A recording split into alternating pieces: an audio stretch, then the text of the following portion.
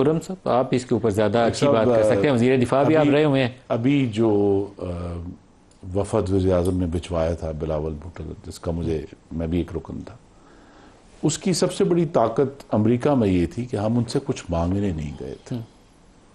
ہم نے نہ ان سے کوئی ہتھیار مانگے، نہ ہم نے ان سے کوئی مدد مانگی، کوئی ایڈ نہیں مانگی، کوئی ڈالر نہیں مانگے، کوئی بجٹری سپورٹ نہیں مانگی. اور یہ ہمارے لیے بہت ایک طاقت کا باعث تھا، اور ان امریکیوں کے لیے حیرانی بھی تھی کہ ایک ایسا ڈیلیگیشن ہے جو کچھ مانگنے ہی نہیں آیا. تو لہٰذا پاکستان یہ جو پوزیشن آئی ہے یہ صرف اسی وجہ سے ہے کہ ہمارا دوست ملک چین ہمیں سپورٹ کر رہا ہے، مالی طور پر بھی، دفاعی طور پر بھی. اور پچھلے 11 سال سے تو امریکہ نے سوائے یہ جو سسٹینمنٹ پیکج تھا اس کے علاوہ تو وہ ایک پارٹ بھی دینے کے لیے تیار نہیں تھے. بلکہ آپ نے ذکر کیا جو وزیر دفاع ہونے کا، ان دنوں یہ ڈسکشن ہوئی کہ ہمیں کسی تیسرے ملک سے پرانے F-16s دے دیں تاکہ ہم اپنے ان کے پارٹس جو ہیں، اس کی اجازت بھی نہیں تھی امریکہ نے اس وقت.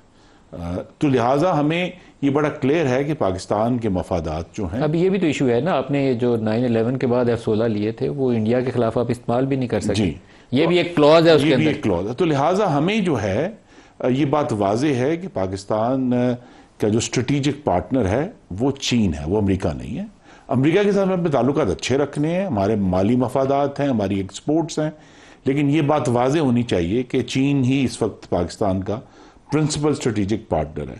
دوسری بات یہ ہے کہ جس کا آپ نے ذکر کیا ملک صاحب، سیز فائر ہوا ہے، امن نہیں ہوا ہندوستان سے. دوبارہ جنگ کا خطرہ ہے؟ جی، بہت واضح خطرہ ہے، کیونکہ ان کی طرف سے بیانات بند نہیں ہو رہے. دیکھیں نا، مودی کا یہ کہنا ہے کہ روٹی کھاؤ ورنہ میری گولی تو ہے ہی.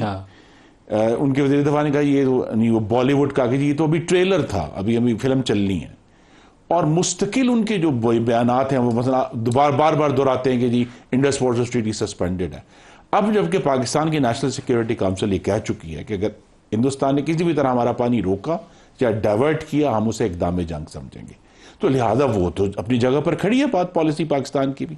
تو لہٰذا یہی جو ہم نے ابھی دورہ کیا اور ابھی بھی کوشش یہی ہے کہ ہندوستان، بین الاقوامی طاقتیں جو ہیں ہندوستان کو اس بات پر قائل کریں کہ انڈس واٹر ٹریٹی میں واپس آئیں.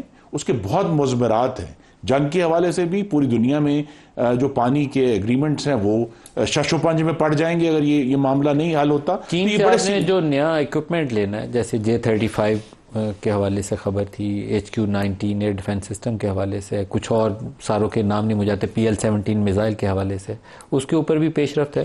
جی، میری تو سب سے یہی استدعا ہے کہ یہ معاملے پر ہمیں خاموش رہنا چاہیے. جو بھی ہم اس پہ پیش رفت کر رہے ہیں اس کو خاموشی سے، جس طرح یہ سب چیزیں مثلا J-10C جو ہے یہ اتنے سالوں سے چھپا ہوا تھا نا، کسی کو اندازہ نہیں تھا کہ اس کی کیا صلاحیتیں. اتنا چھپا ہوا نہیں تھا. آپ نے اس کو ابھی انڈین وہ جو ڈپٹی چیف ہے نا، اس نے اس کے لیے ایک ٹرم یوز کی ہے جو مجھے اس کے کافی لگا کہ اس کے اپنی بے بسی کا اظہار ہوا ہے.